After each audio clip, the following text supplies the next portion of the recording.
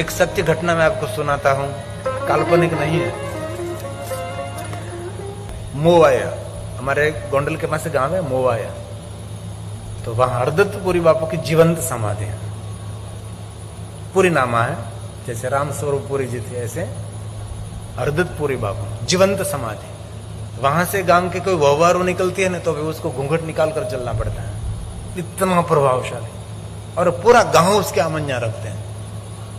तो पथ यात्रा शुरू हो गई थी और पहुंचने आई थी, मुझे कथा में पहुंचना है, मैं भी देरी से आया था, तो मुझे पता नहीं था और मैं सीधा कथा में चला गया।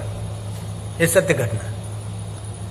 और कहीं दूर दूर तक बादल भी नहीं थे, कोई वातावरण भी ऐसा नहीं बना था, और किसी ने मुझे बताया भी नहीं कि पहले हरदत्तपुरी बाबू की समाधि को झुकना चाहिए, वहां पहले प्रणाम करना चाहिए, क्योंकि पता नहीं होता, कोई दिखाता है। क्योंकि पहली बार में जा रहा था तो मुझे पता भी नहीं था कि पहले वहां जाओ, क्षमा चाहता हूं हरदत्तपुरी बाबू की।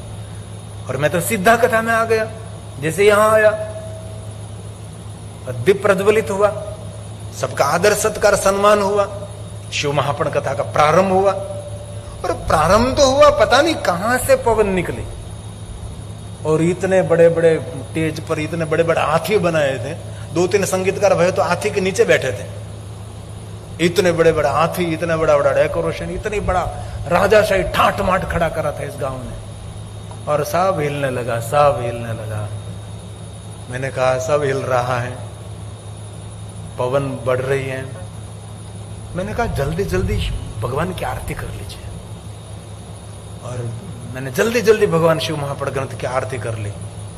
और आरती करके मैं पंडाल से बाहर निकला, मेरे संगीतकार पूरा परिवार भी बाहर निकल गया और सभी लोग बाहर निकल गए। पता नहीं क्या ऐश्वर्य ताकत होती है। अभी जो पंडाल है, इतना बड़ा पंडाल उठाकर 1 किलोमीटर तक फेंक दिया, कुछ भी नहीं रहा। कथा के पहले दिन ऐसा हुआ था। बाद में तो कल कथा कैसे शुरू करें, इतना बड़ा पंडाल कैसे जल्दी बन नहीं सकता, क्या करेंगे। लेकिन उस गांव के पटेल समाज सब एकत्रित हो गए और पटेलवाड़ी बड़ी थी, और ये पूरी कथा पटेलवाड़ी में स्थापित की।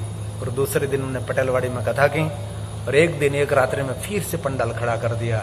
बाद में मुझे किसी ने कहा हरदत्तपुरी बापू के पास जाओ, और मैं हरदत्तपुरी बापू के पास गया।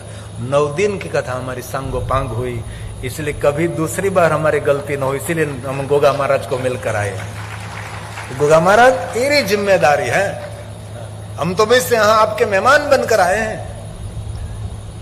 और हे गोगा महाराज, तू तो महादेव के गले में विराजता है ना, वासु के कंठ भूषणम पन्नग भूषणम, महादेव के कंठ में विराजने वाले हे गोगा महाराज। और इतने हाईवे पर 2 व्हील पर बैठकर आते हैं, 4 व्हील में कितने भाई बहन कथा सुन। अब तो पहला दिन है, और मैंने बहुत दिल से गोगा महाराज को कह दिया, इस सब की रक्षा की जवाबदारी गोगा महाराज तेरी रहे, आपको ही रक्षा करनी, हमारे सब की आपको ही रक्षा करनी पड़ेगी।